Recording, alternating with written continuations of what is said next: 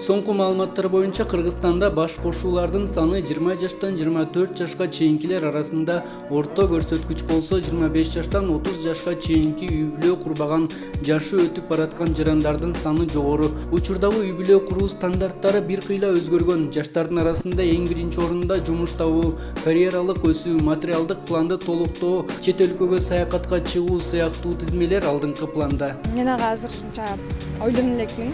Так окуумду бүтүп, анан маңдайга жазганын көрөбүз да. Окуу билим керек негизи. 22 же 23 жаштар нормальный деп ойлойм. Мен азырынча шашылыш жок. Биринчи окуумду жакшы аяктап, ата-энем менен Меккеге барып, анан турмушка чыгайын деп ойлойм. Анан көп деле шашылбайм бирок. Негизи бул турмуш куруу бул өтө эле оңой нерсе эмес да. Анын үчүн дагы мисалы үй бүлө куруу жакта максимум бир 3-4 жыл. Бул эми кыздар карьера куруш керек, билим алыш керек. Кийин балдарын тарбиялаганда да ошол өзүңдөгү берген алган тарбияны балдарыңа бересиң да. Анан өзүң билим албай, эмени билбесең кантип балдарга тарбия бере аласың? Билбейм, ойлонуп элекмин. Кудай кааласа окуумду бүтүп, аны чоң окуу жайга тапшыргандан кийин 25-26 жаштарда. 26 жашта. Учурдагы турмуш мурдагыдан бир топ айырмаланат. Үй бүлө куруу талаптары да жогору. Бирок адистердин айтымында турмуш курууну кечеңдетүүгө заманбап талаптар гана эмес, көпчүлүк жаштарда үй бүлөнүн негизги пайдубалы түгөйлүк мамиле, инсан таануу сыяктуу түшүнүктөрдүн жоктугу себеп болууда. Мисалы бизде ушул нерсе жок да, үй бүлөлүк турмушка тарбиялоо. Биздин жарандар үй бүлөлүк турмуш жөнүндө, никедеги турмуш жөнүндө, башка интимдүү жашоо жөнүндө кабары жок эле келип атат. Жок, кабарды дагы кандай бир башка бир жолдор менен алып келип атат да. Ушул нерсе жакшы жолго коюлса жакшы болмок. Мисалы мектепте, же болбосо ата-энелердин бир ириминде, же болбосо мектептеги эле ошол баягы кыздар кеңеши, балдар кеңеши, ушул маселе менен алектенсе жакшы болот эле. Некелешүү мезгилине барып туруп арыз таштаганда аларга 1 айлык мөөнөт берилет да. Ошол 1 айлык мөөнөттүн ичинде аларга медициналык кароодон өтүү сунушталып атат. Ошо медициналык кароого психологиялык кароо да кошуп койсо аябай сонун болмок. Сурасаң айтат го, мүнөзүбүз дал келбеди, мамилебиз болбой калды деп.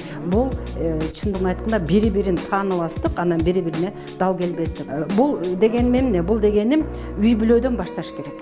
Кыздардын үй бүлө куруу үчүн түгөйгө талаптары жарымы эң биринчи орунда жоопкерчилик, түгөйлүк, сый мамиле, андан соң сырткы келбет жана жагдай болсо, көпчүлүктө башкы орунда бой келбет жана материалдык жагдайга маани берүү алдыңкы орунда. Бирок мүнөздүк, дал келүү, кызыкчылыктардын туура келүүсүн жана жан дүйнө байланышын тастыктап курган үй бүлөлөр бекем болорун тажрыйба көрсөтүүдө. Адамдын өзүнүн баягы өтө эле идеалдуу турмушту каалап, өзүнүн деңгээли кандай экенин билбей, мүмкүн билсе билип аткандар. Бирок өзүнүн каалоосунда өтө эле чоң бир идеальный нерсени элестетип алган учурда болуп калышы мүмкүн да. Мисалы азыр биздин кыздардын көбүндө эле турмушка чыкса, жумушу бар бекен, үйү бар бекен, машинасы бар бекен, мына. Бул бардыгы материалдык жактан. Материалдык жактан да. Ал эми действительно ички дүйнөсү кандай? Ага мындай экинчи орунга коюп атат да бул нерсеничи. Ал эми биз турмуш көрсөтүп атат. Мына экинчи орунга койгон биздин руханий ички дүйнөбүз көбүнчө үй бүлөнү сактап кала турган эң чоң ресурс. Пайдубалы бекем мамиленин негизги эскерткичтерине маани берсек, алар 4 нерседен турат. Булар өзара мамиледе чынчылдык, чогуу аткаруучу кызыкчылыктардын болуусу, эркин мамиле жана кечиримдүүлүк. Эгерде ар дайым ушул эрежени кармануучу болсоңуз, сиздин түгөйлүк мамиле бекем болот.